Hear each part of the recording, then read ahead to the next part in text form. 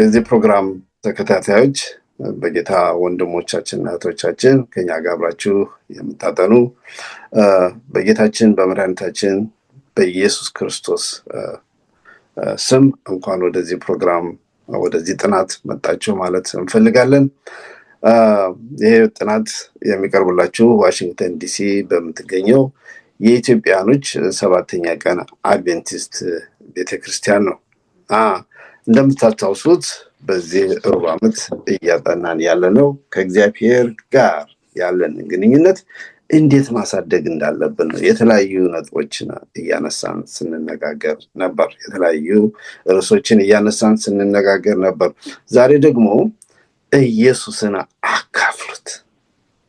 መንፈሳዊ ሕይወታችሁ እንዲያድግ ከፈለጋችሁ፣ ከጌታ ጋር ያላችሁ ግንኙነት እንዲያድግ ከፈለጋችሁ አንዱ እና ቁልፉ መሳሪያ ኢየሱስን ማካፈል ነው የሚል ነው እና በዚህ ላይ የተለያዩ ጥያቄዎችን እያነሳን እንነጋገራለን። የምናጠናው 12ኛውን የሰንበት ትምህርት ይሆናል።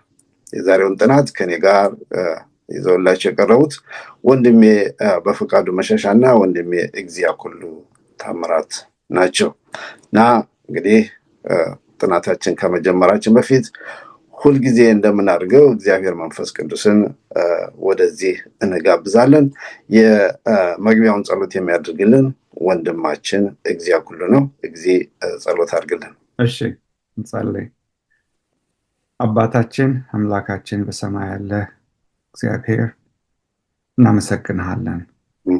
እንደገና ደግሞ ቃልህን ከፍተን ጌታ አባት ሆይ ካንተ ጋር ስላለን የህይወት እርምጃ እንድንነጋገር እኛም ደግሞ ካረክልን በላይ ለሌሎች እንዴት አድርገን ያንተን ማንነት ይህንን መልካም የሆነውን ወንጌል እንድናካፍል አንተ ስለምታስተምር እናመሰግናለን። ጌታ አባት አሁን በንግግራችን በውይይታችን አንተ በመካከላችን ተገኝ። እባክህ አባት ከኛ የሆነ ሳይሆን ከስጋችን የሆነ ሳይሆን መንፈስ ቅዱስ ያስተማረንን በህይወታችንን እየተለማመድን ያለነውን እንድናካፍል ለሌሎች በዛም ውስጥ ደግሞ አባት ሆይ አንተ ተከብር ዘንድ አድማጮቻችን ተመልካቾቻችን አንተን የሚያዩበት ውይይት እንዲሆን እንማጸንሃለን። ስለ ሁሉ ክብር አትለየን፣ በጌታ በኢየሱስ ስም አሜን። አሜን። እግዚአብሔር ይባርክ ወንድም እግዚአብሔር ሁሉ ቅድም እንዳነሳ ነው የዛሬው ርዕሳችን ኢየሱስን አካፍሉት የሚል ነው። እንግዲህ እንደምታስታውሱት ባለፈው ሳምንት ጥናታችን የማክሰኞ ከኢዮብ ታሪክ ጋር የተያያዘ ነበር እና ኢዮብ በዚያ የኢዮብን ታሪክ ስናጠና ኢዮብ በምዕራፍ 19 ቁጥር 25 ላይ በመጨረሻ እኔ ግን የሚበጀኝ ሕያው እንደሆነ በመጨረሻ ዘመን በምድር ላይ እንደሚቆም አውቃለሁ ብሎ የጌታ ምጽአት አንድ ቀን እንደሚሆን ጌታ አንድ ቀን ከስቃዩ ከመከራው እንደሚያሳልፈው ይሄ መከራውና ስቃዩ ዘላለማዊ እንዳልሆነ ነገር ግን መጨረሻ እንዳለው ሲናገር ነበር። ይሄ ራእይ ነበረው ኢዮብ እና እንግዲህ ዛሬ እኛም አንስተን የምናጠናው ይሄንን የኢዮብ ራእይ ይሄንን የኢዮብ ፍላጎት እንዴት ነው እኛስ ለሌሎች ማካፈል የምንችለው? ኢዮብ በመጨረሻ ጌታ ይመጣል። ስለ ጌታ ለሌሎች መመስከር እንዴት ነው የምንችለው? ኢየሱስን ማካፈል እንዴት ነው የምንችለው በሚሉት ርዕሶች በሚለው ነጥብ ላይ ዙሪያ ላይ እንነጋገራለን። መጽሐፍ ማነው የዛሬው ጥናታችን ከዚህ ጋር አያይዞ ሁለት ቁልፍ የሆኑ የመጽሐፍ ቅዱስ ጥቅሶችን ክፍሎችን ያነሳል ኢየሱስን ከማካፈል አንፃር። አንደኛው የማቴዎስ ወንጌል ምዕራፍ 28 ከቁጥር 16 እስከ 20 ያለው ክፍል ነው። በዚህ ቦታ ጌታ ኢየሱስ ክርስቶስ ከዚህ ዓለም ሞትን ድል አድርጎ ተነስቶ ከዚህ ምድር ከመሄዱ በፊት ለደቀ መዛሙርቱም ለኛም የሰጠን ኃላፊነት ዘግሬት ኮሚሽን ይሉታል። ታላቁ አደራ ወይም ኃላፊነት የሰጠን ታላቅ ኃላፊነት አለ። ያም ኃላፊነት ምንድነው? ወንጌልን፣ የዘላለምን እውነት፣ ደህንነትን፣ የክርስቶስን እውነተኛ መመለስ ለሌሎች ማካፈል ነው። እና ጌታ ኢየሱስ ክርስቶስ በዚህ ቦታ ምን አላቸው? እንግዲህ አለ ደቀ መዛሙርቱን ሊሰናበታቸው ሊያርግ ትንሽ እንግዲህ ሂዱና አሕዛብን ሁሉ በአብ እያስተማራችሁ በአብ በወልድ በመንፈስ ቅዱስ እያጠመቃችሁ የእኔ ተከታዮች ደቀ መዛሙርቶች አድርጓቸው የሚል ነበረ ለደቀ መዛሙርቱ የሰጣቸው ትእዛዝ። ደቀ መዛሙርቱም ይህንን ተረክበው ተግባራዊ ሲያደርጉ ነበር። ይህ ኃላፊነት ከትውልድ ወደ ትውልድ እየተሸጋገረ መጥቶ የእኛም ኃላፊነት ነው እና እንዴት ነው ይህንን ኃላፊነት መወጣት የምንችለው የሚል ነው እንግዲህ ሰንበት ትምህርቱ ሌላው ወሳኙ ጥቅስ ያልሁት አንደኛ ጴጥሮስ ምዕራፍ 3 ከቁጥር 8 እስከ 18 2 እና 22 ሄደን ስናነብ ሐዋርያው ጴጥሮስ እንዴት ነው እኛ ራሳችንን ለዚህ ማዘጋጀት መንፈሳዊ ሕይወታችንን ማዘጋጀትና መገንባት የምንችለው በሚለው ላይ ነው። ለዚህ ዝም ብሎ የሚሆን ጉዳይ አይደለም። ይሄ ራስን ማዘጋጀት የቅድስና ሕይወትን መኖር ያን ነው እንግዲህ በኋላ ስንመጣ እናያለን ከሚለው ከምናጠናው ክፍል አንዱ ሞልቶ ከፈሰሰው ማካፈል የሚችል ሞልቶ ሊፈስ የሚችለው የቅድስና ሕይወት ስንኖር ነው። እና እንግዲህ መታሰቢያ ቁጥራችንን እናንብብና ለወንድሞቼ እድል እሰጣለሁ። የዛሬው መታሰቢያ ቁጥራችን የሚገኘው ኢሳይያስ ምዕራፍ 5 ቁጥር 4 ላይ ነው። እንደዚህ ይላል፣ ልዑል እግዚአብሔር የተባ አንደበት ሰጥቶኛል፣ ስለዚህ ድካማችን ብርቱ ለማድረግ ምን ማለት እንዳለብኝ አውቃለሁ። ስለዚህ ደካሞችን ብርቱ ለማድረግ ምን ማለት እንዳለብኝ አውቃለሁ። በየማለዳው ያነቃኛል፣ በመማር ላይ እንዳለ ተማሪ ለመስማት ጆሮዬን ያነቃል ይላል ኢሳይያስ። እና ለደካሞች ምን ማለት እንዳለብኝ አውቃለሁ። እና ይህንን ወንጌል እንዴት ማካፈል፣ ይህንን የዘላለም እውነት እንዴት ማካፈል እንዳለብን እናውቃለን። ሰንበት ትምህርቱ የሚያነሳው ታሪክ አለ እንደ መንደርደሪያ የአንድን ፓስተር ታሪክ ምን አይነት ጥንቃቄ ማድረግ እንዳለብን ብዙ ተመሳሳይ ታሪኮችን ማንሳት እንችላለን። እና የምናገኘውን ሰው ሁሉ በመሰረቱ በጥንቃቄ የእግዚአብሔር ልጅ እንደሆነ አውቀን በጥንቃቄ መያዝ እንዳለብን ማነጋገር እንዳለብን፣ ምክንያቱም ያ ሰው የት እንደምናገኘው አናቅም። በዚህ በምንድነው ስሙ በኤአይ አንዳንድ ሜላቃት ታሪኮች አሉ።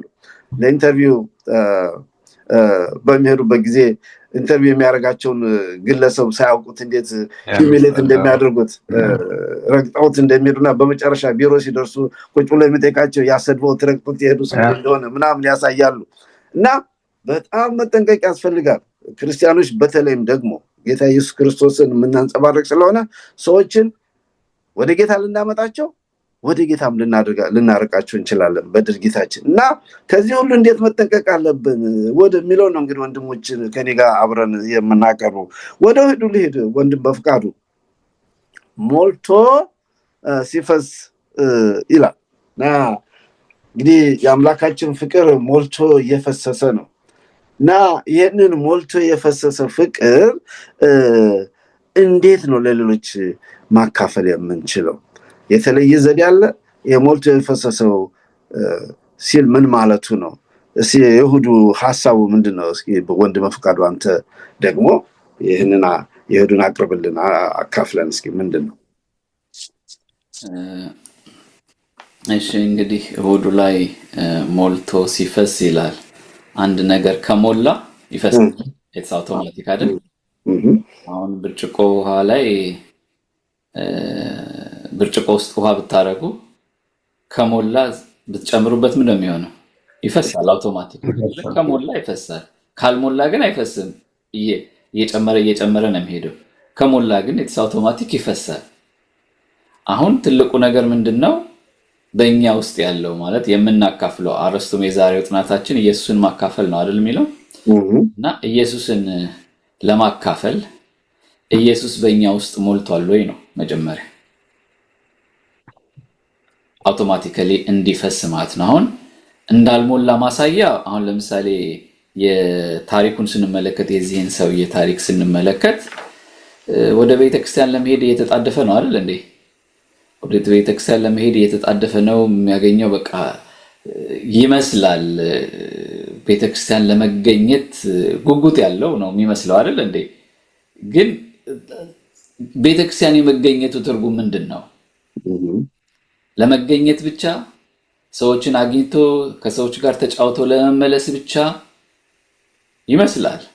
ያ ጓጉቶ ለመምጣት የተፈለገ ያለ ይመስላል እንጂ በውስጡ ሞልቶት ከክርስቶስ ጋር ሪሌሽንሺፕ ለመፍጠር ፈልጎ ያ ፍቅር ግድ ብሎት ከሆነ በእያንዳንዱ የኑሮ እንቅስቃሴ ምክንያቱም ወደ ቸርች ሲሄድ ይሄ ሰው እያሰበ መሄድ ያለበት ማንን ሊገናኝ ነው የሚሄደው? ስለዚህ ያ ደግሞ ምንድነው የሚያስተምረው ነገር አለ። ምንድነው የሚያስተምረው ነገር? ለሌሎቹንም እንደራስን መውደድን ነው የሚያስተምረው አይደል እንዴ? ባልንጀራህን እንደራስ ውደድ ነው አይደል እንዴ? እውነት ነው። ይሄ ነገር እኮ ያጋጥመናል። መኪና ስንነዳ እንደዛ አይነት መንገዳችን የሚዘጉ ሰዎች ሊያጋጥሙ ይችላሉ። እኔም እንደቸኮልኩት እሱም ቸኩሎ ነው አይደለም? እኔም እንደምቸኩለው እሱም ይቸኩላል። ግን እኛ የምናየው የራሳችንን መቸኮል ብቻ ነው እንጂ ያ ሰው ምን አጋጥሞት እንደሆነ በዛ ጫማ ውስጥ ሆነን ለማየት አንሞክርም። ስለዚህ ምንድነው የምናደርገው? ከራስ ፍላጎት አንፃር ብቻ ነው። ግን ይሄ ነገር ራስ ወዳድነት ነው እንጂ ግን ኢየሱስ የምናካፍለው ኢየሱስ በህይወታችን ሲሞላ ይሄን ራስ ወዳድነት አሽቀንጥሮ የሚጥል ነው። ስለዚህ በውስጣችን ያለውን ነው የምናካፍለው ማለት ነው። ይሄ ሰውዬ በውስጡ ሞልቶ የተረፈው ያካፈለውን ነው። አንድ ወንድም ይላል በልጅነት የማስታውሰው ሰው ያለውን ነው የሚሰጠው ይላል። ሰው ያለውን ነው የሚሰጠው። ያ ማለት ምንድነው? አንዳንዴ ለምንድነው ማለት ኤክስፔክት የምናረጋቸው ሰዎች ኤክስፔክት የማናደርገውን ነገር የማንጠብቀውን ነገር ከነሱ ስናገኝ ነው ይሄን ነገር የሚናገረው። ለምን እንደዚህ ትሆናላችሁ? ሰው እኮ የሚሰጠው ያለውን ነው። ስለዚህ ይሄ ነው በቃ ይሄ ሰው ውስጡ ያለው ይሄን ነው ሊሰጥ የሚችለው ነው። ስለዚህ ይሄኛውም ሰውዬ ይሄኛውም አገልጋይ የተባለው ያለውን ነገር ነው የሰጠው መንገድ ላይ። ስለዚህ ሞልቶ የተረፈ ነገር የለውም እና እዚህ ጋርም the great commission የሚባለው በማቴዎስ ወንጌል ምዕራፍ 28 ከቁጥር 18 እስከ 20 በጥንቃቄ ካየነው እንግዲህ ወደ ዓለም እንድንሄድ ነው አይደለ? ምን እንድናደርግ? እንድናስተምር አይደለ? ምን እንድናደርጋቸው? ደቀ መዛሙርት እንድናደርጋቸው፣ የኢየሱስ ደቀ መዛሙርት እንድናደርጋቸው። ስለዚህ እንድናስተምራቸው፣ እንድናጠምቃቸው አይደለም ትእዛዙ? እዛ ላይ ያለው ነገር የምናስተምራቸው ምንድነው? ይሄ ሰውዬ እኮ ያስተማረው ምንድነው? መበሳጨትን ነው አይደል? ራስ ወዳድነትን ነው። ሰዎችን እንዴት አድርጎ ማየት እንዳለበት ነው ውስጡ የሞላው ያን ያስተማረው። ስለዚህ ያጋጠመው ነገር ቸርቹ ሲገባም ያጋጠመው ነገር ያ ነው፣ መሸማቀቅ ነው። ያ ነው ምን እንትን የምናደርገው ማለት ነው። ስለዚህ እኛ መጀመሪያ ሞልቶ የሚፈስ ነገር ሊኖረን ያስፈልጋል። በዛ ላይ መስራት ያስፈልጋል። መጀመሪያ አንዳንዴም አገልግሎት ሲሰጠን ፎር ዘ ሴክ ኦፍ እንትን ይሄ አገልግሎቱን ለመሙላት ብቻ ሳይሆን ያንን ፕሮግራም ፎር ዘ ፕሮግራም ለማድረግ ብቻ ሳይሆን በእውነት በዚህ ሰዓት መናገር አለብኝ ወይ የሚለውም ነገር መታሰብ አለበት። አለበለዚያ ያ ከሆነ ህይወትም አይሆንም። ያ ማለት ሁሉ ጊዜ እንትን እንበል ማለት ሳይሆን ራሳችንን መጠየቅ አለብን። ዝግጁ ነኝ ወይ? መሙላት አለበት። እንዲፈስ ከተፈለገ መሙላት አለበት። ያ የሚሞላው ነገር ደግሞ የማን ነው? የኢየሱስ ፍቅር፣ የክርስቶስ ፍቅር መሙላት አለበት። ብዙ ጊዜ ኢቭን እኛም ሆነ ልጆቻችንንም ሆነ አንዳንድ የሚገርመኝ ወደ ቸርች እንዲመጡ ወይም የምናደርግበት የሆነ ምናልባት ዓለማዊ የሆነው ነገር ጥሩ ስላልሆነ ለባህሪያቸው ለውጥ የቸርች ባህሪ ይሻላል ከሚለው ነው እንጂ እውነተኛ የሆነውን የክርስቶስን ፍቅር በውስጣቸው ሞልቶ ራሳቸውን ከዛ ነገር ጋር አጣብቀው እንዲሄዱ ከማሰብ ብዙ ጊዜ አናደርገው። ያንን አይደለም እንትን የምንላቸው። አንዳንድ ሰዎች አሉ አይደለ? ታስታውሱ ከሆነ ያላመኑም ሰዎችም የክርስቲያን ትምህርት ቤቶች ልጆቻቸውን ይልካሉ አይደል? ለምን የሚልኩት? እምነታቸው የዛ ያልሆነ ሆኖ ግን ልጆቻቸውን እዛ ትምህርት ቤት እንዲማሩ ያደርጋሉ። ለምንድን ነው የሚያደርጉት? እውነት ክርስቶስ እንዲቀበሉ ፈልገው ይመስላችኋል? አይደለም። ጸባይ ማረሚያ ነው። ጸባያቸው የተስተካከለ እንዲሆን ነው። በቃ ከዓለማዊ ባህሪ ወይም እንዳይጠጡ፣ እንዳያጨሱ እንደዚህ አይነት ነገሮች ላይ ነፃ እንዲሆኑላቸው ነው የሚልኳቸው። እኛም ቢሆን ግን በዛ ውስጥ ያለን ግን ከዛ ባልተናነሰ ሁኔታ ነው ልጆቻችን ቸርች እንዲሄዱ ወይም ወደዛ ጠጋ ማለቱን የምንፈልገው ከዛ አንጻር ነው። ግን ሁላችንን ማለት ሳይሆን በብዛት ግን እንደዛ አይነት ነገር ሴንስ አደርጋለሁ። ያ ሲሆን ሞልቶ የሚተርፍ ነገር አይኖርም አይደለም? ሞልቶ የሚተርፍ ነገር አይኖርም።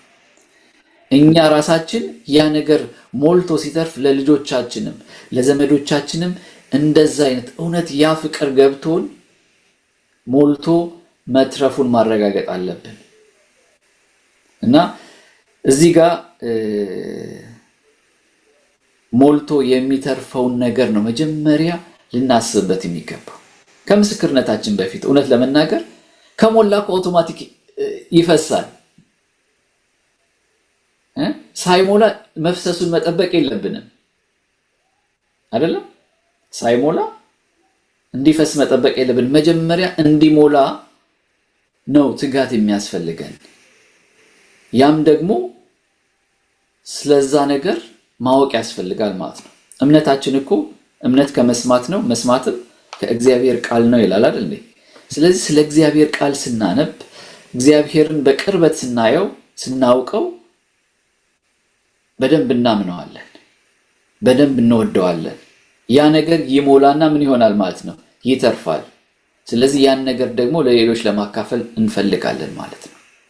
ብዙ ጊዜ በተለያየ ቦታ ወጥተን እንውልና ወደ ቤት ስንመጣ ለትዳር ጓደኞቻችንም ወይም ለልጆቻችንም ብቻ ለምናገኛቸው የምናወራው ወሬ ምን አይነት ወሬ ነው? የሆነ ስትራይክ ያደረገን ወሬ ነው አይደል? እንጂ ቢሮ ውስጥ የሆነውን ሁሉ ስናወራ አንውልም። ቤት ስንመለስ ቶሎ ብለን እንግዲህ ቤት ስንገባ የምናወራው ወሬ ምንድን ነው? ጀስት በሚያሳዝንም በሚያስደስትም ቢሆን ብቻ አእምሯችንን የሆነ አቴንሽን የሳበውን ነገር ነው አይደለም? ሄደን መጥተን ቶሎ ብለን እንደዚህ ከሆነ ምናምን ብለን የምናወራው አይደል? ስለዚህ የሆነ ነገር ፈጥሯል ማለት ነው። ስለዚህ እንደዛ አይነት ነገር መፈጠር አለበት በውስጣችን። የእግዚአብሔር ፍቅር፣ የክርስቶስ ፍቅር በውስጣችን እንደዛ አይነት ነገር መፍጠር አለበት። እንደዛ አይነት ነገር እንዲፈጥር ደግሞ ከተፈለገ ወደ እርሱ መቅረብ አለብን። መጀመሪያ ራሳችን ሞልቷል ወይ? ለሌሎች ከማካፈላችን በፊት ለሌሎች ከመስበካችን በፊት ወንጌልን ለሌሎች ሰብኬ እኔ ግን የተጣልኩ እንዳልሆን ይላል አይደል ጳውሎስ? ስለዚህ ለሌሎች ሰብከን ምናልባት ሳይገባን እኮ ያልገባንን ላልገባቸው ሰዎች ልናስተምር እንችላለን አይደል? ምናልባት እግዚአብሔር ግን እነሱን ያን ተጠቅሞ እነሱ አድኖ ቢሆንና እነሱ ቢጠቀሙበት እኛ ግን በሰበክነው ነገር ማንጠቀም ከሆነ ምን ይጠቅመናል? ምንም አይጠቅመንም። ስለዚህ የሚሞላውን ነገር ለሌሎች እንዲፈስ የምንፈልገው ነገር መጀመሪያ እርግጠኞች መሆን እንዳለብን ነው። ታላቁ ወይም the great commission የሚለው ነገር ከኛ ተርፎ ለሌሎች በአንድ ቦታም ራሱ ሲናገር ምንድነው ምናልባት ወደፊት የምናገኘው ይሆናልና መንፈስ ቅዱስን ከተቀበሉ በኋላ ምንድነው የሚሆኑት? በኢየሩሳሌም፣ በይሁዳ፣ በሰማሪያ እንዲያገለግሉ ይነግራቸዋል አይደል?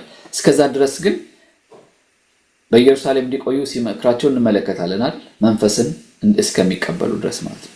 ያ ማለት ከውስጣችን ያ ነገር ለዚህ ዘመን ሞልቶ የሚተርፍ ነገር መኖር አለበት። ከሞላ አውቶማቲክ ይተርፋል። ስለዚህ ፕሮግራም ለማሟላት ብቻም ሳይሆን መሰከርኩ ለዚህ ሰው ለማለት ብቻም ሳይሆን ይሄን ያክል ሰው አገኘው ለማለት ብቻ ሳይሆን እውነት ውስጣችን ኮንቪንስድ የሆነውን የሞላውን ነገር ስንናገረው ያኔ አካባቢውን ያረሰርስ ይችላልና በዛ መልክ ነው ማየት ያለብን ብዬ እወስዳለሁ። እሺ እግዚአብሔር ይባርክ። የክርስቶስን ፍቅር ለማካፈል ራሱ ፍቅሩ የክርስቶስ ፍቅር በእኛ ውስጥ ሞልቶ መፍሰስ አለበት። የግዴታ ሳይሆን ፍቅሩ ከሞላ ሳንወድ በግድ ፍቅሩ ምን ይለናል? ያስገድደናል። ፍቅሩ ምን ይለናል? ያስገድደናል። እሺ ወንድም እግዚአብሔር ሁሉ በዚህ ላይ የምትጨምረው ካለ አንዱ 2 ደቂቃ ወሰድና በዚህ ላይ ከዛ ወደ ሰኞ እንሄዳለን። አሁንም እንነጋገረው ስለ ሞልቶ የፈሰሰውን ስለ ማካፈል ነው። ማን ኢየሱስን ስለ ማካፈል ነው እና በዚህ ላይ ሐሳብ አለ በእሑዱ ላይ አብሬ ጨምሬ እንግዲህ ወደ እሑዱ በምንሄድበት ጊዜ ሰኞ ቬሪ ኢንተረስቲንግ ነጥብ ያነሳል። የሰኞ አርሱ ሚላና ያለ ግድ ነገር ግን በኃይል በአንድ ወቅት አንድ ቦታ ቁጭ ሰዎች 2 ሰዎች ክርስቶስን ለሰው ለማካፈል ጥረት ሲያደርጉ አይ ነበር እና አሚን ይጮሁበት ነበር። ሰውየው ላይ ይጮሁ ነበር እና ቸገረኝ። እነዚህ ሰዎች ክርስቶስን እያካፈሉ ነው ወይስ ሰውየውን ሌላ ምንድነው? ቅድም ያየነው አይነት ሰውዬ ሆነብኝ ነገሩን ሳየው እና ሰውየውም ዘግቷቸው ጥሏቸው ሄደ በመጨረሻ እና ያለ ግድ ነገር ግን በኃይል እንዴት ነው የክርስቶስን ፍቅር ማካፈል? ይሄንን ኮሚሽን ለማካፈል ስንሄድ ወንድም በፍቃዱ ነቅቶታል። ይሄንን እንዴት ነው ማድረግ ያለብን? ያለ ግድ ነገር ግን በኃይል እነዚህ ሁለቱ እንዴት አብረው ሊሄዱ? ያለ ግድ ነገር ግን በኃይል ኃይል የሌለው ግዴታ ያለ በኃይል ነገር ግን ግዴታ ያልሆነ እንዴት ነው ልናደርግ የምንችለው? ሰንበት ትምህርቱ ምን ይላል በዚህ ላይ? ያ አመሰግናለሁ። በፈቃዱ ጥሩ አድርጎ ነክቶታል። ሞቲቭ መጀመሪያ ውጪ ከመውጣታችን በፊት በውስጣችን ምንድነው ያለው? ሞቲቫችን ምንድነው? ዝም ብለን ብቻ አይ ዛሬ ሄጄ ዊትነስ አረኩኝ በቃ ደስ ብሎኛል የምንልበት ጉዳይ ነው ወይስ ሞቲቫችን መስተካከል አለ? በሰኞው ላይ ሞቲቭ ምንድነው ወይም መነሳሻው ምንድነው ሲል በሁለተኛ ቆሮንቶስ 5:14 ላይ ምን ይላል? ይህን ስለቆረጥን የክርስቶስ ፍቅር ግድ ይለናል ይላል። እንግዲህ መነሻችን ያ ነው። እኛ ራሳችን የክርስቶስ ፍቅር በደንብ ያልገባን ከሆነ ወይም ያልተለማመድ ነው ከሆነ ከጭንቅላታችን ልናደርገው እንችላለን፣ ምንም ጥያቄ የለም። ግን ውጤቱ ጥሩ ላይሆን ይችላል። ግን ከልባችን የክርስቶስ ፍቅር ገብቶን የምናደርገው ከሆነ ግን አቀራረባችንም የተለየ ይሆናል እና ለዚህ ነው እንግዲህ በዚህ ሰኞ ላይ እንዴት ነው የምናደርገው? ያለ ግዳጅ ይላል ግን በኃይል ይላል። ምን ማለት ነው ያለ ግዳጅ? በእንግሊዝኛው unforced but with power። እና እንግዲህ ስለ ክርስቶስ ምስክርነት ሲባል ብዙ የተለያዩ አይነት መንገዶች አሉ። አንድ መንገድ ለሁሉም ፊት አያደርግም በፍጹም። እና እኔ እንደውም አንዳንድ ጊዜ እንደው ጥናት ቢደረግላለሁ በተለይ በአፍሪካ አገር ውስጥ እነዚህ ሚሽነሪዎች ሲሄዱ ይሰብካሉ አይደለ? ሲሰብኩ በታውዘንድስ ነው፣ በሺዎች ናቸው ህይወታችንን ለክርስቶስ ሰጠን ብለው የሚመጡ በጣም አሪፍ ነገር ነው፣ ደስ ይላል። ግን ያንን ተከትሎ ጥላት የሚያደርግ ሰው ስንቶቹ ነው ከዛ ውስጥ አሁን ቤተክርስቲያን ውስጥ ያሉት ብለን ብናጠና ደስ ይለኛል።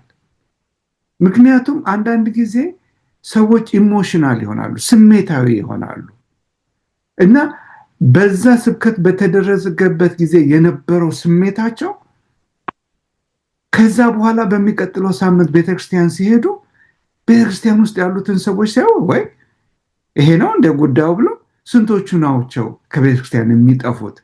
ያ አይነት ጥናት ተደርጎ ከዛ ሁሉ ሰው ስንት ነው አሁን ቤተክርስቲያን? ባለፈው ጊዜ እንደውም ወደ 200,000 ምናምን ሰው ተጠመቀ ተብሎ ነበር ሩዋንዳ 100,000።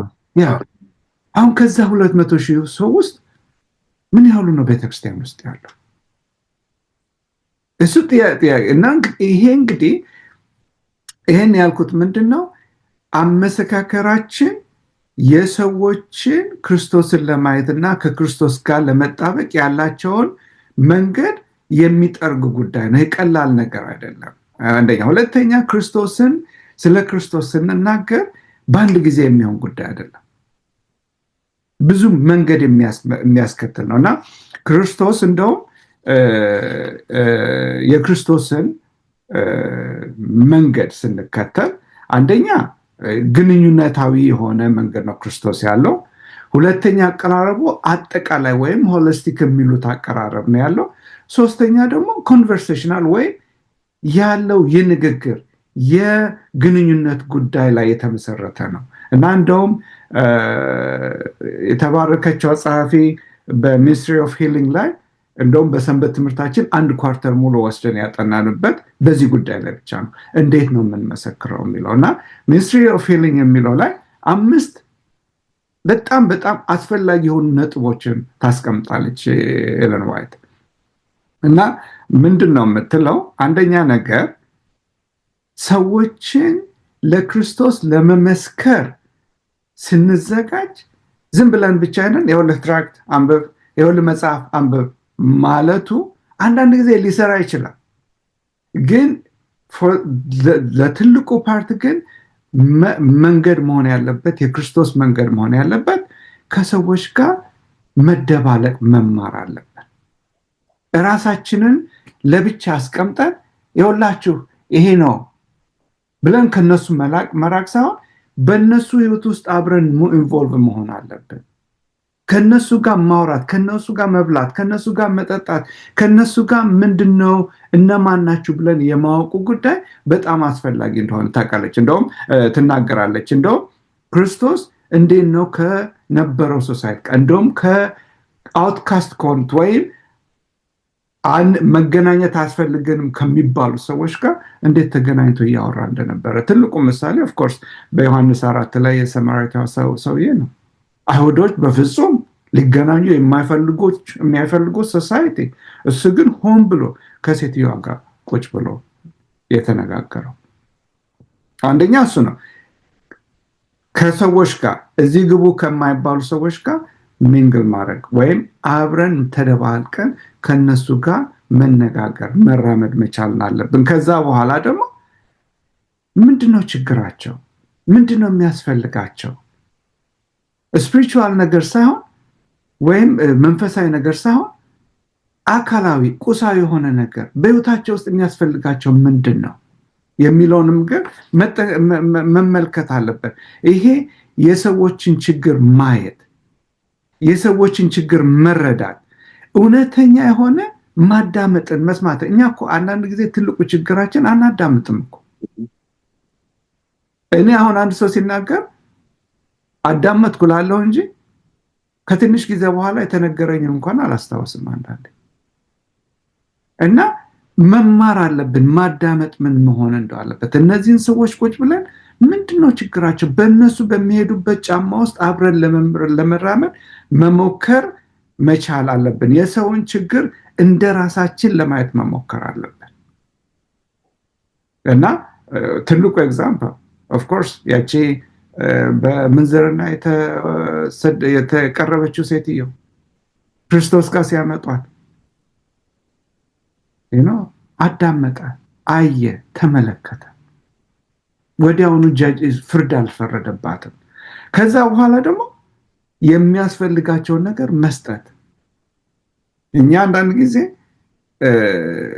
ምስክርነት ሲባል ቀጥታ የምናተኩረው ስፒሪቹዋሊ ወይም መንፈሳዊ ነገር ላይ ብቻ ሳይሆን ምንድነው በየቀኑ የሚያስፈልጋቸው። አሁን በፈቃዱ ቅድም እንዳለው ኦቨርፍሎው ከሚለው እንትን መንፈሳዊ ነገር ብቻ ሳይሆን ኢቭን ቁሳቁሳዊ የሆነ ነገር ሰው ራይድ ይፈልጋል ወይ?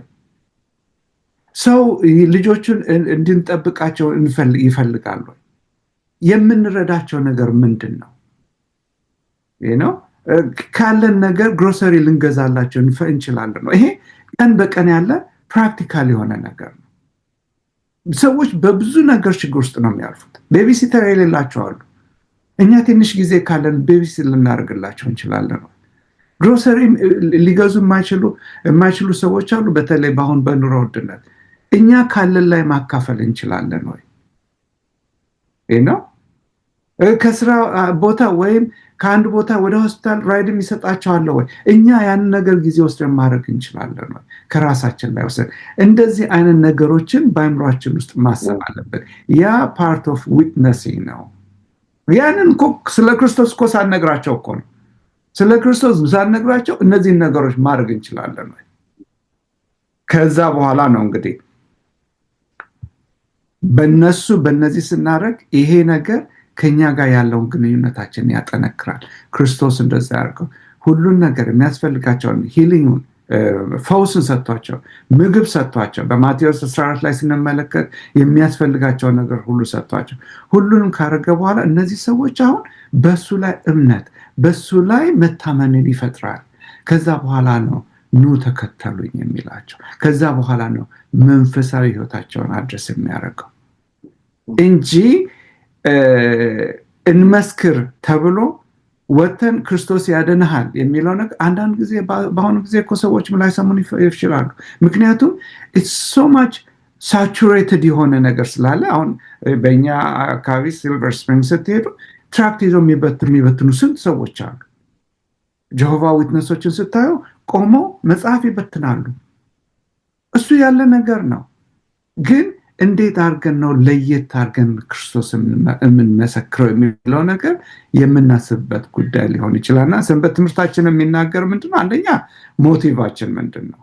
ቀደም እንዳልኩት የክርስቶስ ፍቅር ግድ ይለናል ነው። ከዛ በኋላ ሁለተኛው ፓራግራፍ ስታነቡ ደግሞ የሚያስፈልጋቸውን ነገር ቁሳቁሳዊ የሆነ meet the need ይላል rather than the coercion ወይም በግድ ክርስቶስ ክርስቲያን ሁን በግድ የኔን እምነት ተቀበል የሚል ጉዳይ ሳይሆን የሚያስፈልጋቸውን እናገኛቸው። ከዛ በኋላ ግን most powerful ደግሞ ብሎ ሰንበት ትምህርታችን የሚያቀርበው የግላችን ምስክርነት ከሁሉም ይልቅ ትልቅ ኃይል አለው። እኛ ኤክስፒሪየንስ ያደረግነው ነገር፣ እኛ የተለማመድነው ነገር፣ እኛ የገባንበት ነገር፣ እኛ የወደቅንበት ነገር ክርስቶስ እንዴት ከዛ እንዳነሳን፣ እንዴት ከዛ ነፃ እንዳደረገን የግል ምስክር ለሰዎች ትልቅ የክርስቶስን የማወቅ መንገድ ነው የሚለው አጠቃላይ ሀሳቡ እሱ ነው ብዬ አስባለሁ። ጊዜው ጨርሻለሁ። ብዙ ጊዜ ሳልወስድ ላቁም። እሺ፣ በጣም አመሰግናለሁ። እንግዲህ ሰንበት ትምህርቱ ይሄ ክፍል አንድ ሁለት ያነሳቸው ነጥቦች እንደው ላንሳና ከዛ ወደ ማጠቃ አንደኛው ኤርምያስ ምዕራፍ 20 ቁጥር 9 ላይ ኤርምያስ ያለውን ነገር ላንብበው። ሰንበት ነገር ግን አለ ከእንግዲህ የእርሱን ስም አላነሳም በስሙም አልናገርም ብል ቃሉ በልቤ እንደ እሳት በአጥንቴም ውስጥ እንደ ረመጥ ሆነብኝ፣ አፍኜ መያዝ አቃተኝ ጨርሶ መቋቋም አልቻልሁም። እና የእግዚአብሔር ፍቅር ካለ ፍቅሩን ከለወጥን ፍቅሩ ውስጣችን ውስጥ ካለ ለምንም ልንቋቋመው ናቹራል ፍሎ ቅድም እንዳለው it becomes a natural flow ሌላው ደግሞ በዚሁ ክፍል ሚስ ዋይት ምን ትላለች? በዚህ ሰዎች እሱ እንዲቀበሉስ ማስገደድ የክርስቶስ ተልእኮ አካል አይደለም። ሰዎችን አታስገድዱ። የክርስቶስ ፍቅር በግድ በደስታ ሰዎች ሊቀበሉት እንጂ እጅ ጠምዝዘን በክርስትና ስም እኮ ሰዎች ክርስቶስ እንዲቀበሉ ስንት ጦርነት ተካሂደዋል። ለደቡብ አሜሪካን ታሪክ በምትመለከቱበት ጊዜ እነዚህን እዚህ ሀገር ራሱ እነዚህ ኢንዲያን ሬዲ ኢንዲያኖችን ክርስቲያን እንዲሆኑ ለማድረግ ያደርጉባቸው የነበረው ድርጊት የሚያሳዝን ነው። ክርስቶስ ያን እያየ እንዳለቀሰ እርግጠኛ ነኝ። በኃይል አይደለም በፍቅር እንጂና በዚህ ላይ ወንድም በፍቃዱ የምትለዋለ ይህን ነው ሰንበት ትምህርቱ አጥብቆ የሚያነሳው። የተያያዘ ነው ካለፈው ጋር። እሺ አለ በዚህ በሰኞ ላይ የምትጨምረው? በሰኞ ላይ ምናልባት አንድ ሀሳብ መጨመር ፈልጋለሁ። ምንድነው በማስገደድ ሳይሆን በኃይል ኃይል የሚለው ነገር ሰዎች ከፍቅር የተነሳ የሚሳውበትን ኃይል እኛ ከምናደርገው ወይም እኛ በተግባር የምናሳየው እግዚአብሔር ፍቅር ያ ትልቅ ጉልበት አለው። በዛ ኃይል እንዲሳቡ እንጂ እየጮህንባቸው ወይም በግድ ወይም በተለይ አለ አንድ አይነት ትምህርት በቃ ለዘላለም ከምትቃጠል ወደ ኢየሱስ ና የሚል ለዘላለም ትቃጠላለህ በማስፈራራት ያ ከዛ ፓኒሽመንት ለመዳን ብቻ እንደዛ አይነት የማስፈራራት ወንጌል ፍሬ ያፈራም። ፍሬ ቢያፈራም ደግሞ ከእግዚአብሔር ህብረት ጋር ግንኙነት ያለው አይመስለኝም። እግዚአብሔር ሰዎች ወደውት እንዲከተሉት እንጂ ፐኒሽመንቱን ፈርተው ወይም ቅጣቱን ፈርተው ለዘላለም ትቃጠል በሌለ እሳት ማለት ነው በሌለ ቃጠሎ ያንን ፈርተው እንዲከተሉ ሳይሆን የፍቅሩ ኃይል አስገድዷቸው እንዲመጡ ማድረግ ነውና ያን ነው ሰዎች ዛሬ የሚጠሙት ብዬ አስባለሁ። አንድ ነጥብ እንዳውል በኃይል በሚልበት ጊዜ ወንጌልም ደግሞ በምናካፍልበት ጊዜ ዝም ብለን እንደቀላል ነገር ማየት የለብን። ጥረት ማድረግ አለብን። ደቀ መዛሙርት በሚናገሩበት ጊዜ በኃይልና በጥበብ ነበር የሚናገሩት።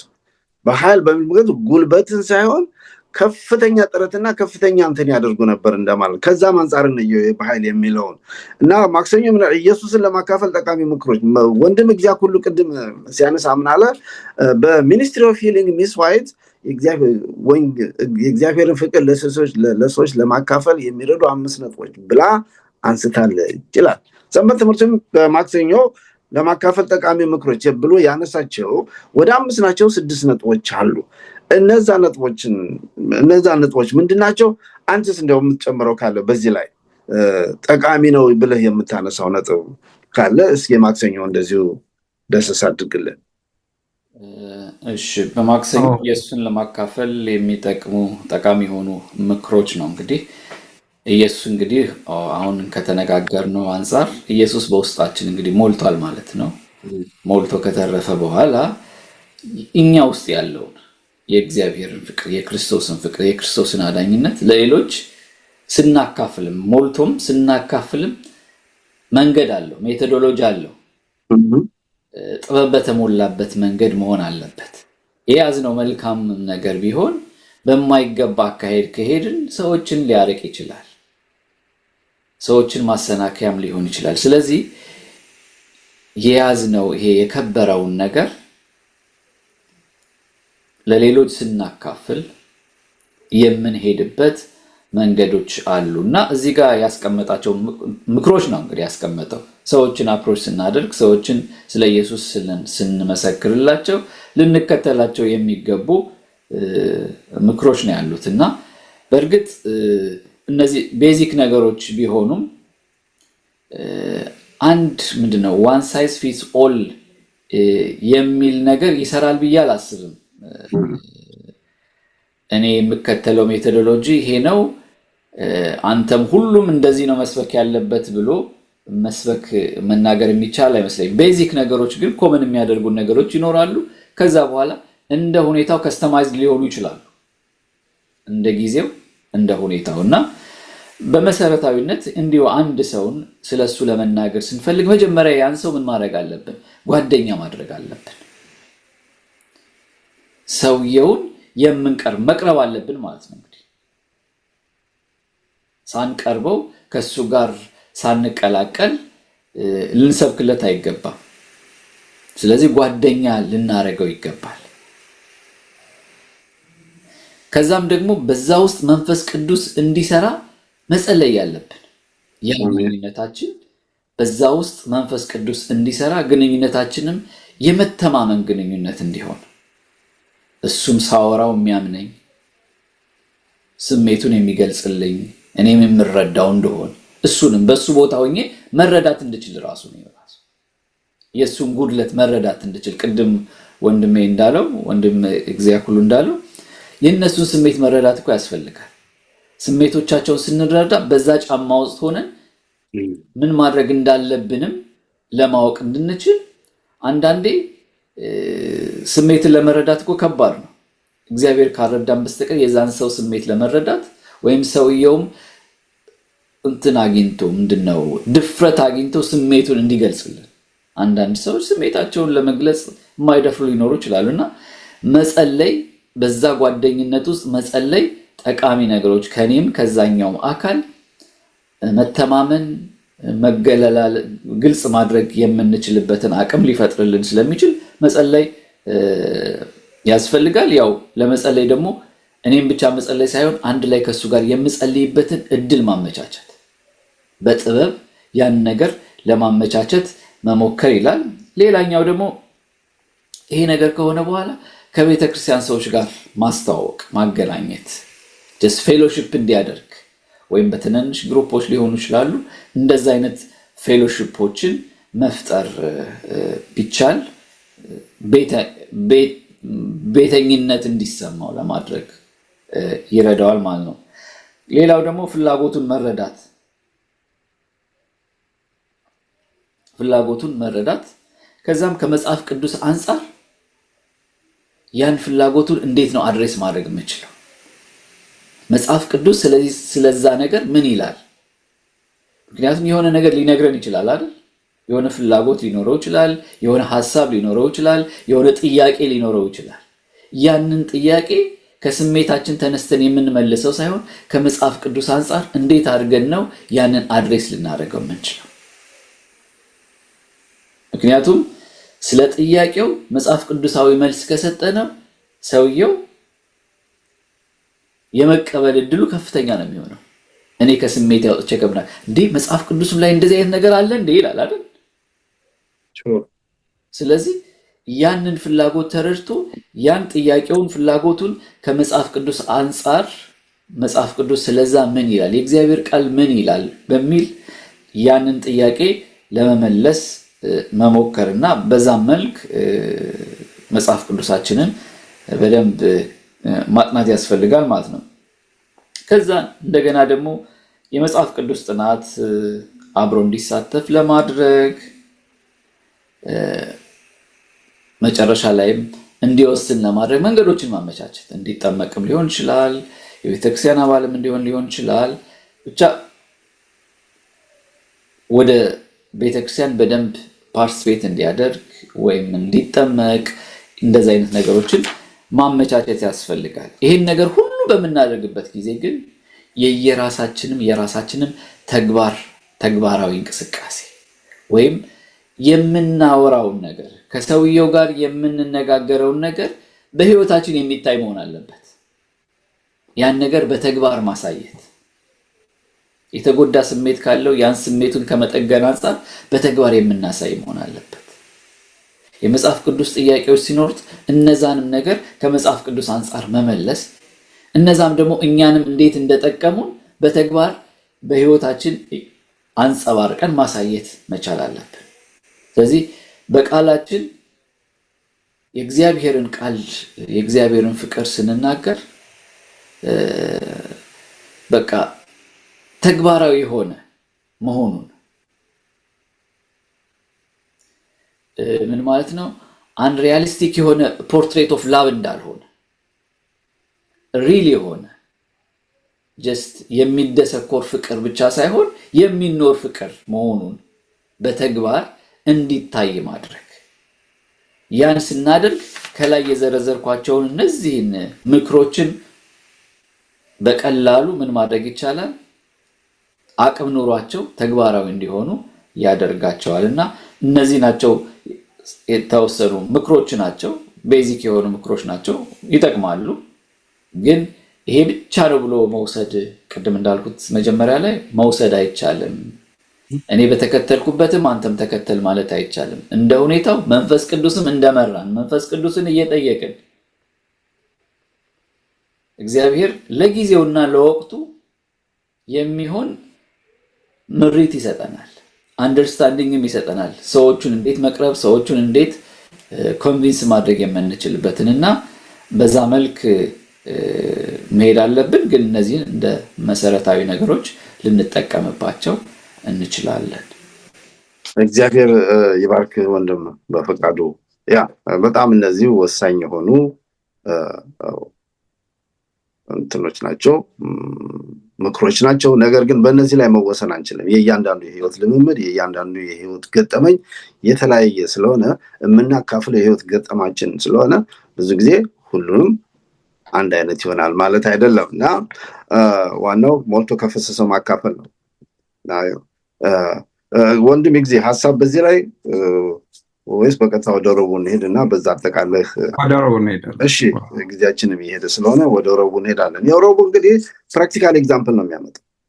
ማለትም የአንድ የእስራኤል ነገር ታሪክ በሚያሳዝን ሁኔታ ይዞት ይቀርባል እና እንዲያውም እርሱ ተንከራታችሁ ልጅ ይላል እና ይሄ የሚገኘው በሆሴዕ ምዕራፍ 4 ቁጥር 17 እና ሆሴዕ ምዕራፍ 7 ላይ ነው። ስለ እስራኤል ስለ ኤፍሬም ህይወትና ልምምድ አንስቶ ይናገራል። ምንድነው የሚለው እዛ ላይ? እስቲ ታሪኩን ምንድን ነው የሚያስተምረው?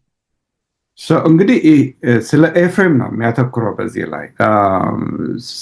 ወደኋላ መለስ ብለን ስንመለከት በዘፍጥረት ላይ እንግዲህ ኤፍሬም ከዮሴፍ ልጆች አንዱ ነው እና እንደውም ሲወለዱት እዚህ ላችሁ እንደሆነ በምዕራፍ 48 ዘፍጥረት ላይ ስናነብ ያዕቆብ ኤፍሬምን እንዴት ለይቶ በቀኙ እንዳቆመውና የተለየ በረከት እንደሰጠው እንደተመረጠ እንመለከታለን። እና በዛ ምክንያት እንግዲህ ኤፍሬም በጣም ኃይለኛ ነገድ ሆነ ማለት ነው። ከዛም የሚያሳየው ምንድነው ስንመለከት ለምሳሌ ጆሹዋ ኢያሱ ከኤፍሬም የመጣ መሪ ነበረ። በሌላ በኩል ደግሞ ስንመለከት የነበረው ቤተ መቅደስ የነበረው በአብዛኛው ጊዜ በኤፍሬም ቴሪቶሪ ነበር፣ በሻይሎ እዛ ነበር። ከዛ ግን ነገዱ የሚያመላክተው የነበረው በተለይ በሰሜን ያለውን አገዛዝ ፓወር ወይም ኃይል የሚያሳየው የኤፍሬም ነገዶች ነበሩ እና አጀማመሩ በብዙ በረከቶች ነው የተጀመረው። የኤፍሬም ጉዳይ እግዚአብሔር ኤፍሬም እንዴት እንደወደደውም እናነባለን። ለምሳሌ አሁን ያነበብኩት ነበር በኤርምያስ 31 ቁጥር 20 ላይ ምን ይላል? በእውነት ኤፍሬም ለእኔ የከበረ ልጅ ነውን? ወይስ የተወደደ ሕፃን ነውን? በእርሱ ላይ በተናገርኩ ቁጥር አስበዋለሁ። ስለዚህ አንጀቴ ታወከች፣ ርኅራኄም ራራለታለሁ ይላል እግዚአብሔር። ያን ያህል ነበረ እግዚአብሔር ስለ ኤፍሬም የሚራራለት የወለደ። እሱ ኤፍሬምን የተሸከመው ያሻገረው እግዚአብሔር ነበር። ከዛ በኋላ ነው እንግዲህ ምን እንደዚህ እንዳደረገው ታሪኩን ስንመለከት ወደ ጣዖት ተቀየረ፣ ወደ ጣዖት አምልኮ ተቀየሩ። ከዛም አልፎ ምንድነው የአምልኮ ቦታውን እንኳን ከመሆን ከሚገባት ቦታ አውጥተው ወደ ሌላ ቦታ ወስደው ምን ያህል ወደ ጣዖት አምልኮነት እንደገባ ይሄ ዘር ይሄ ነገድ እንደገባ መጽሐፍ ቅዱስ ይነግረናል። እና እግዚአብሔር እንደገና ኤፍሬም እንዴት እንደቀጣቸው እንመለከታለን። ኤፍሬምን እንዴት መቀጣት ወይም በእንግሊዝኛው ዲስፕሊን ማድረግ እንዲመለሱ ለማድረግ እንደቀጣቸው መጽሐፍ ቅዱስ ይነግረናል። 31:18 ላይ ኤርሚያስ ላይ ምንድን ነው የሚለው? ኤፍሬም ቀጣኸኝ፣ እኔም እንዳልተገራ ወይፈን ተቀጣሁ። አንተ እግዚአብሔር አምላኬ ነህና መልሰኝ፣ እኔም እመለሳለሁ የሚለው እናነባለን። እግዚአብሔር ከሄዱበት መንገድ እንዲመለሱ፣ ከተሳሳተው መንገድ እንዲመለሱ ሲያስተካክላቸው ነበር፣ ሲያርማቸው ነበር፣ ሲቀጣቸው ነበር። ግን የእግዚአብሔር አቀጣጥ የርኅራኄ አቀጣጥ ነበር። የንዴት ሳይሆን እባካችሁ ተመለሱ የሚል ያቀጣጥ ነበር ሲያደርግ የነበረው እና በሆሴም ላይ ስናነብ ቁጥር 4:17 ላይ ምን ይላል? ሆሴ ምዕራፍ 4:17 ላይ እንደዚህ የሚል እናነባለን። ኤፍሬም ከጣዖታት ጋር ተጋጠመ፣ ተወው። ስካር ፈጽመዋል፣ ግልሙትናንም አብዝተዋል። አለቆችም ነውር እጅግ ወደዱ። ነፋስ በክንፉ አስሮታል፣ ከመስዋዕታቸውም የተነሳ ያፍራሉ። ምን ያህል ከእግዚአብሔር እንደራቁ ይናገራል። ይህ እኮ የብዙዎቻችን ታሪክ እኮ ነው አይደል? አንዳንድ ጊዜ መጽሐፍ ቅዱስን ስናነብ የብሉይ ኪዳን ታሪኮችን፣ ሰዎችን ስናነሳ አፋችንን ሞልተን እነዚህ ሰዎች እንዴት እንደዚህ ሊያደርጉ ይችላሉ ብለን ራሳችን እንጠይቃለን። ግን ዞር ብለን ስንመለከት ይሄ የአንዳንዳችን እኮ ታሪክ እኮ ነው። እንደውም መጽሐፍ ቅዱስ ይሄ ፓተርን እንግዲህ በኤፍሬም ላይ የምናየው ታሪክ ምንድን ነው? 4 መንገዶችን ያሳየናል። አንደኛ መመረጥን ያሳየናል። ሁለተኛ ደረጃ ምንድነው? መባረክን ያሳየናል። ከዛ ደግሞ አመፅን ያሳየናል። የመጨረሻው ግን እንደገና ሪስቶሬሽን ወይም እንደገና መታደስን ያሳየናል። ይሄ በብሉይ ኪዳን ውስጥ የምናያቸው የመውጣት የመግባት ጉዳዮች ናቸው። እግዚአብሔር እስራኤሎችን መረጠ። እግዚአብሔር እስራኤሎችን ባረካቸው። ግን እነሱ ከእግዚአብሔር መንገድ ወጡ። እግዚአብሔር እንደገና በማረም በማስተካከል እንደገና እያደሳቸው። የእኛም ታሪክ እንደዛ ነው እና ከዚህ እንግዲህ የምንማረው ከኤፍሬም ታሪክ ምንድን ነው የምንማረው? አንደኛ ነገር መባረካችን ማለት ከአሁን በኋላ ለእግዚአብሔር ታማኞች ሆነን እንቀጥላለን ማለት አይደለም። በኤፍሬም የምንማረው እሱ ነው። እንደዛ ቢሆን ኖሮ ኤፍሬም ከእግዚአብሔር ውጭ አይወጣም ነበር። ግን መባረክ ማለት ከአሁን በኋላ ለእግዚአብሔር ታማኞች እንሆነ ማለት አይደለም። ተባርከንም ለተሰጠን በረከት ጀርባችንን የምናዞርበት ጊዜዎች ይኖራሉ። እግዚአብሔር ብዙ እድሎች ይሰጠናል እንድንመለስ፣ ብዙ እድሎች በመንገዳችን ላይ መንፈስ ቅዱስ በየቀኑ ይነግረናል። ተመለሱ፣ ከምታደርጉት ነገር ተመልሱ እያለ ይነግረናል።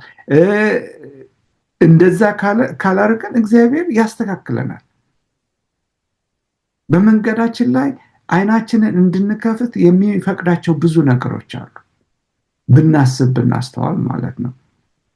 ከዛ በኋላ ግን ከሁሉም በጣም ደስ የሚለው ነገር ግን የእግዚአብሔር ምሕረት፣ የእግዚአብሔር ጸጋ ከአመፃችን በላይ ነው። እግዚአብሔር እንደዚህ በቀላሉ በእኛ ላይ ተስፋ አይቆርጥም። በምንሄድበት መንገድ ሁሉ ብንወድቅም እንኳን እግዚአብሔር እኛ ፈቃደኛ ሆነን ልባችን ጌታ ሆይ አንተ አድነኝ የምንል ከሆነ እግዚአብሔር ሊያነሳን እጁ የተዘጋጀ አምላክ እንደሆነ እንመለከት። ስለ የኤፍሬም ልምምድ፣ የኤፍሬም ህይወት በእኛ ላይ ምን የሚሰጠን ከዛ ምን እንማራለን በሚለው ላይ እሱ እስኪመጣ ድረስ የምንጨምረው ካለን ጨምርና ከዛ ወደ ሐሙስ እንሄዳለን። ወደ ሐሙሱ ብንሄድ ይሻላል። ያው ተመሳሳይ ነው የሚለው እንግዲህ ያው ወደ ሐሙሱ እንሂድ። ከሐሙሱ ላይ መጥቶ ጆይን ያደርገናል። ሐሙስ እንግዲህ እስካሁን ድረስ እንግዲህ አንስተን ስንነጋገር የነበረው እንዴት ነው የጌታን ፍቅር ለሌሎች ማካፈል ያለብን በሚል ነው። የሐሙሱ ግን ለየት ያለ የህብረተሰብ ክፍል ወንጌልን እንዴት ነው ጌታን አውቀው የክርስቶስን ፍቅር ቀምሰው ወደኋላ የሄዱትን ሰዎች እንዴት ነው አፕሮች ማድረግ ያለብን? ያ ራሱን የቻለ መንገድና ዘዴ እንዳለው አይነት ነው ሰንበት ትምህርቱ የሚያደርግ እና እንዴት ነው ለእነዚህ ሰዎች ምክንያቱም ዘይ ነው ፍቅሩን ጥለው እንዴት ነው እነዚህን ሰዎች መቅረብ ያለብን? ምን አይነት መንገድ ነው እዚህ ላይ መተግበር ያለብን?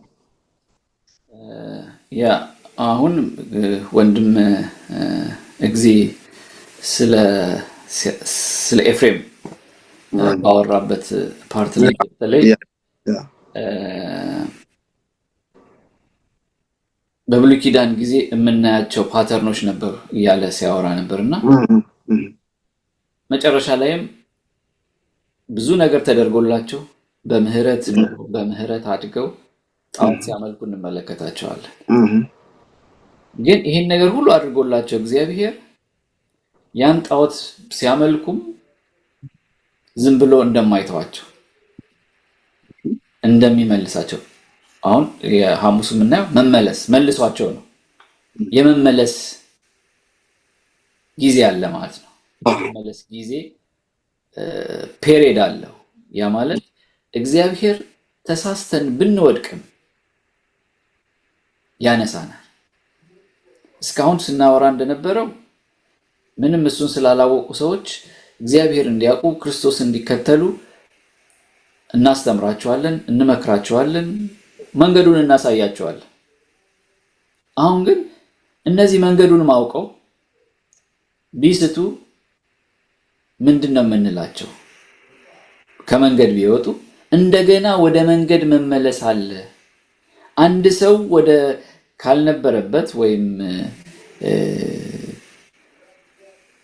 እግዚአብሔርን ካለማመን ወደ ማመን መጥቶ እንደገና ወደ አለማመን ቢመለስ በዛው ፍጻሜ ይሆናል ብሎ መደምደም አይቻልም።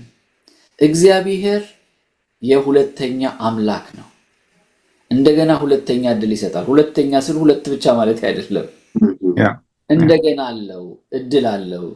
እንደገና ተመለሱ ነው የሚለው።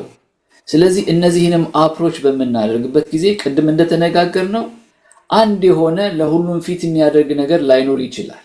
አሁን አንዱ ከቤተ ክርስቲያን የወጣበት የሆነ ሰበብ ይኖረዋል፣ አንዱ የወጣበት ሌላ ሰበብ ይኖረዋል። በእርግጥ ከቤተ ክርስቲያን ሰዎች ሲወጡ ኢንከሬጅ የሚደረግ ነገር አይደለም፣ ጥሩ ነገር አይደለም። መውጣታቸውም የሚያሳብቡበት ብዙ ነገር ሊኖራቸው ይችላል። ገፊ ምክንያቶችም ሊኖሩ ይችላሉ። ግን አልገፋም ማለትም ይቻላል እኮ አይደል እንዴ? ሰውየው ጠንካራ ሲሆን አልገፋም ማለት ይቻላል አይደል እንዴ? ዛሬ ምናልባት እኛ እዚህ የቆምነው የሚገፋን ነገር ሳይኖር ስለቀረ ብቻ አይመስለኝም። አይደለም? የሚገፋን ነገር ሊኖር ይችል ነበር አይደል? ግን ለምን? ምክንያቱም ከአባቴ ቤት ለምን ነው የምወጣው? ይሄ ቤት የኔም ቤት ነው፣ የኤግዚም ቤት ነው፣ የወሬም ቤት ነው አይደል እንዴ? የሁላችንም ቤት ነው። አንዱ ልጅ አንዱ እንጀራ ልጅ የለም። ስለዚህ ወሬ የሆነ ነገር ቢለኝ ትቼ ለምንድን ነው የምሄደው? በእርግጥ የሚገፋ ነገር ሊናገረኝ ይችል ይሆናል አይደል? ግን ለምንድን ነው የምገፋው? ለምንድን ነው ሞኝ የምሆነው? እና አንዳንዴ በሞኝነት የሚገፉ ነገሮችን ወደ ውስጣችን በመውሰድ ልንወጣ እንችላለን። ስለዚህ እዚህ ጋር ሁለቱም ተጠያቂዎች ናቸው በእርግጥ አይደለም። እኛም ባንገፋ ጥሩ ነው። የሚገፋውም ደግሞ በቀላሉ ተገፍቶ መሄድ ያለበት አይመስለኝም። ክሌም ማድረግ አለበት። ለምንድን ነው የማወጣው ብሎ ይሄም እኮ የኔ ቤት ነው ብሎ እንትን ማድረግ አለበት። በቤታችን ወንድሜን ውጣ ብለው አዎ ሄድልሃለሁ ሊለኝ ይችላል እንዴ? የአባቴ ቤት እኮ ነው እኔም ለምንድን ነው የምወጣው ነው የሚለኝ አይደል እንዴ? ስለዚህ በቸርችም ውስጥ እንደዛ ነው መሆን ያለበት። ግን በአንድም በሌላም መንገድ እነዚህ ሰዎች እንግዲህ ወጡ እንበል ወይም ከመንገድ ሳቱ እንበል። እነዚህንም አሁንም ቢሆን ልናደርገው የምንችለው ነገር ምንድነው? በፍቅር ነው ልንመልሳቸው የሚገባው፣ በመኮነን አይደለም። ክርስቶስ ያችን አመንዝራው ሴት ምንድነው ያላት? እንግዲህ ደግመሽ አትበድይ ነው አይደል እንዴ? ለምን እንደዚህ አደረግሽ? ምን ቆርጦሽ ነው እንደዚህ አደረግሽው? ምናምን ብሎ ያላት ነገር አንመለከትም። እንግዲህ ታሪኩ ላይ እንደምንመለከተው በቃ እኔም አልፈርድብሽም፣ ከእንግዲህ ግን ደግመሽ አትበድይ ነው። there is always tomorrow። ስለዚህ እነዚህም ሰዎች ለምን እንዲሆናችሁ ምናምን ብሎ የወጡበትን ታሪክ እንትን ከማለት ከማብሰልሰል ልበለው ወይም በዛ ላይ እኝ ከማለት በቃ እንዲመለሱ ፍቅር ማሳየት፣ ወደ ቤት መመለስ እንደሚቻል። ምክንያቱም ያ ቤት የእግዚአብሔር ቤት ነው፣ መንገዱ የእግዚአብሔር መንገድ ነው። የኔም አይደለም ያንተም አይደለም የዛም አይደለም። ምንም ሊያሳፍር የሚችልም ነገር አይደለም። ወጥቶ መመለስ የሚያሳፍር ነገር አይደለም። መውጣት የሚበረታታም ባይሆንም መመለስ ግን ይበረታታል። ማጥፋት የሚበረታታም ባይሆን እንደገና መመለስ ግን የሚበረታታ ነገር ነው። ስለዚህ ተስፋ እንዳይቆርጡ ማድረግ። ምክንያቱም በዚህ ኤሪያ ላይ ሰይጣን በጣም ነው የሚሰራው። ምንድነው የሚያደርገው?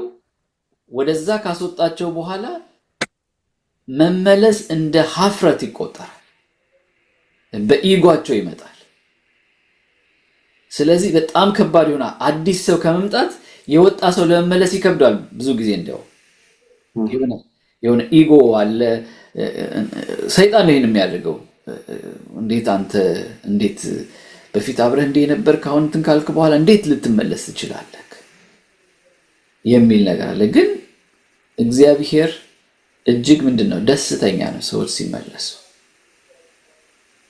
አዲስ ወደ እግዚአብሔር የሚመጡት ሰዎችም ደስ እንደሚሰኘው ከእግዚአብሔር ጋር የቆዩት ቅድም እንደተባለው ታሪክም የነበሩ ሰዎች ከመንገድ ወጥተው እንኳን ሲመለሱ የእግዚአብሔር ምሕረት እጅግ ከስተታቸው በላይ ነው፣ ከችግራቸውም በላይ ነው፣ ከክህደታቸውም በላይ ነው። ስለዚህ አሁንም ሊቀበል የሚችል አምላክ ስለሆነ በዛ መልክ የእግዚአብሔርን ፍቅርና አንደርስታንድ ማድረግ ያስፈልጋልና እኛም በዛ መልክ ነው ልንረዳቸው የሚገባ የሚል ሐሳብ አለኝ። ሰዓቱ ስለሆነ እግዚአብሔር ይባርክ ወንድም። ጊዜ ያው ሐሙሱ ላይ እየተነጋገርን ያለ ነው። እንግዲህ እንዴት ነው መመለስ የምንችለው? ይቅርታ በኔትወርክ አስወጥቶኝ ነበር መካከል ላይ። ያ that's okay። እዚህም እንደው በፈቃዱ እንትን ላይ ጀስት አጭር ሐሳብ ለመጨመር ያህል በፈቃዱ ያለው እንዳለ ሆኖ ግን አንዳንድ ጊዜ እኔ ሳስበው በእንግሊዝኛ ይሄ ፓራዳይም ሺፍት የሚለው ነገር እኛም እንዲኖረን ያስፈልገናል። በተለይ ወደ ምስክርነት ስንመጣ የሚል ሐሳብ ነው የሚመላለስብኝ። ያ ምንድን ነው? ለሰዎች ስንመሰክር ወይም ሰዎችን ተመልሳችሁ ኑ ስንል የምንጋብዘው ወደ ቤተክርስቲያን ሳይሆን ወደ ክርስቶስ መሆን አለበት። ምክንያቱም ቤተክርስቲያን አባል መሆን አያድነንም። አድቬንትስ በመሆን አያድነንም። that's not የመዳን ምልክቱ አድቬንትስ መሆን አይደለም። አንዳንድ ጊዜ ግን ስንመሰክረው አድቬንትስ ካልሆነ really እንላለን ግን ምስክርነቱ መሆን ያለበት ክርስቶስን ለማሳየት ነው። it's not about የአድቬንቲስትነት መሆን አይደለም፣ በአድቬንቲስት አባል መሆን አይደለም። ክርስቶስን ማየት ከቻለ ሰው then ክርስቶስ የሚያስተምረውን እውነት ሁሉ ይገልጽለታል። ግን አድቬንቲስት አድርገን ካመጣናቸው ክርስቶስን ላያዩት ይችላሉ እና ያንን ነገር መጠንቀቅ አለብን። ሁለተኛ ነገር ሰው ከቤተክርስቲያን ወጣ ማለት ለኔ ኦፍ ኮርስ ያሳዝናል፣ በጣም ልብ የሚሰብር ጉዳይ ነው። ግን አሁን በፈቃዱ እንዳለው ለነዛ ሰዎች የማሳየው አድቬንቲስትነት መሆኔን ነው፣ አድቬንቲስት ጠብቅ የሚለኝን ነገር ማድረግ ነው፣ ወይስ ክርስቶስ በእኔ ውስጥ ምን እንደሆነ ማሳየት ነው? ሁለት የተለያዩ ነገሮች ናቸው እና የክርስቶስን ፍቅር ሪጋርድለስ ኦፍ የአድቬንቲስት እምነታችን ትክክል ሆኖ ብናምን ግን የክርስቶስ ፍቅር ምንድን ነው የሚለው አሁን በኤፌሶን ላይ 3 ከቁጥር 17 ጀምሮ ምንድን ነው የሚለው? ስፋቱን፣ ርዝመቱን፣ ጥልቀቱን የማይገባን እኮ ሰዎች ነን። እግዚአብሔር ፍቅር በጭንቅላታችን አንደርስታንድ ልናደርገው አንችልም። የክርስቶስ ፍቅር ከምንጠብቀው በላይ ትልቅ ነው እና ያንን ፍቅር እንዴት ነው የምናሳየው? ያ ፍቅራችንን ስናሳይ አሁን በፈቃዱ እንዳለው ያንን ፍቅር ኮንሲስተንትሊ ሳንለዋወጥ በህይወታችን መጀመሪያ ወዳለው በፈቃዱ ያመጣናል ሀሳብ ከውጭ ሞልቶ የሚፈሰው ያ የሚፈሰው ነገር የክርስቶስ ፍቅር ከሆነ ሰዎች ይመጣሉ። ኦፍ ኮርስ እንዳለው ሰዎች ምክንያት ፈልገው ከቤተክርስቲያን የሚወጡበት ምክንያት እንፈልግ ከተባለ ነፍ ያለ ምክንያት አለን ከቤተክርስቲያን ውስጥ የማውጣት። ምክንያቱም ሁላችንም ሰባራዎች ነን፣ ሁላችንም በሽተኞች ነን፣ ሁላችንም የእግዚአብሔር ጸጋ የሚያስፈልገን ሰዎች ነን። ግን ቤተክርስቲያን የምንመጣው ያንን ነገር እንድንፈወስ ነው። በዛ ፕሮሰስ ውስጥ ሰዎች ይወድቃሉ፣ ግን በተቻለን መጠን እግዚአብሔር ጸጋውን ባበዛልን መጠን ይሄንን አሁን የምንነጋገራቸውን ነገሮች ተግባራዊ ለማድረግ በእግዚአብሔር ጸጋ መጣር አለብን፣ ከእግዚአብሔር ጋር መጓዝ አለብን። በዛ መንገድ ሰዎች እንደገና ወደ እግዚአብሔር ወደ ክርስቶስ እናመጣለን። ኤቨንቹዋሊም እግዚአብሔር ቢፈቅድ ወደ ፎልድ እንመልሳቸዋለን፣ ወደ በረቱን እንከታቸዋለን የሚለው ሀሳብ ነው ያለኝ። ብዙ ሰፊ ሀሳብ ነው፣ ግን በዚሁ ሰዓት ስለሄደ በዚሁ ላብቃ ወሬ። አይ ዶንት ኖ የበፈቃዱን ሀሳብ ደጋገምኩት መሰለኝ። እሺ፣ በጣም እናመሰግናለን። መደገምም ያለበት ሀሳብ ነው፣ ምክንያቱም እየተነጋገርን ያለ ነው ስለ ሰዎች የዘላለም ሕይወት። ከዘላለም ሕይወት አንጻር ማድረግ የሚገባንን ሁሉ ማድረግ አለብን ሰዎችን ከጥፋት ለመመለስ። ጌታ ኢየሱስ ክርስቶስ ሰማይን ባዶ አድርጎ መጥቶ የሞተው ሰዎችን ለማዳን ነው እና ያን የጌታ ኢየሱስ ክርስቶስ ፍቅር ለሌሎች እንድናካፍል ደግሞ አደራ ብሎን ሂዷል።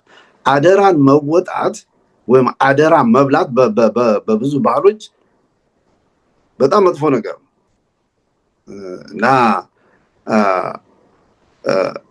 አደራ የተሰጠን ኃላፊነት እንዴት እንወጣ፣ ኢየሱስን እንዴት እናካፍል፣ ወንጌልን እንዴት እናዳርስ በሚለው ነው እስካሁን አንስተን የተነጋገርነው። እንግዲህ የበለጠ ደግሞ በዚህ ላይ ጠለቅ አድርገን ቅዳሜ ላይ እንነጋገራለን በምናጠናበት ጊዜ። ወንድሞች እናቶች በዛ እንድትገኙ ጥሪ እናቀርብላችኋለን እና የዛሬውን ጥናታችን እንግዲህ በዚሁ እናጠናቅ። ኢየሱስን አካፍሉት አደራ የምንላችሁ ኢየሱስን ከማካፈል በጣም እኔ በበኩሌ በጣም የሚያሳስበኝ ጉዳይ ነው።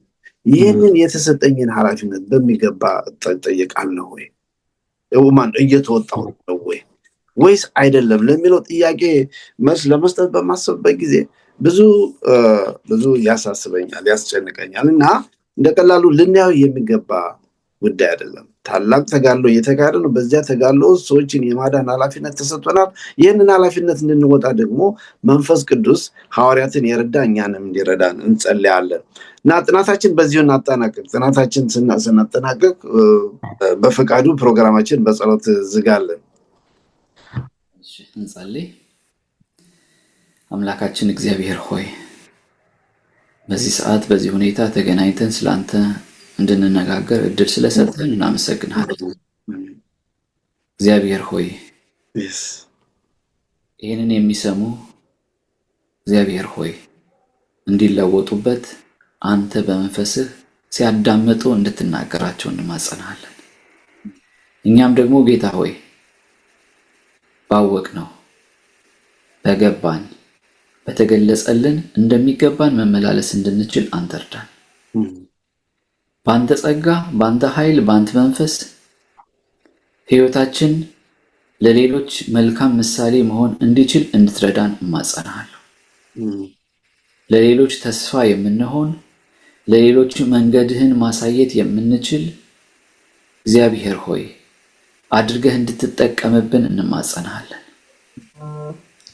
እግዚአብሔር ሆይ እስከ መጨረሻው ደግሞ የሰጠህንን ስራ የሰጠህንን ኃላፊነት በሚገባ መወጣት እንድንችል ጸጋህን፣ ጥበብክን፣ ዕውቀትክን፣ ኃይልን ሁሉ አብዛልን፣ መንፈስንን ሁሉ ጨምርልን። ነገሮቻችን ሁሉ በአንተ ዘንድ ያማሩ ይሆኑ። አንተን በመፍራት በቅድስና መዝለቅ እንድንችልም አንተ እርዳን። ሁሉ ለአንተ ክብር ይሁን። ከዚህ በኋላ ያለውን ጊዜያችንን ሁሉ ተረከብ። ኃጢአት በደላችንን ሁሉ ይቅር በል። በጌታ በኢየሱስ ክርስቶስ ሕያውና ዘላለማዊ ስም አሜን።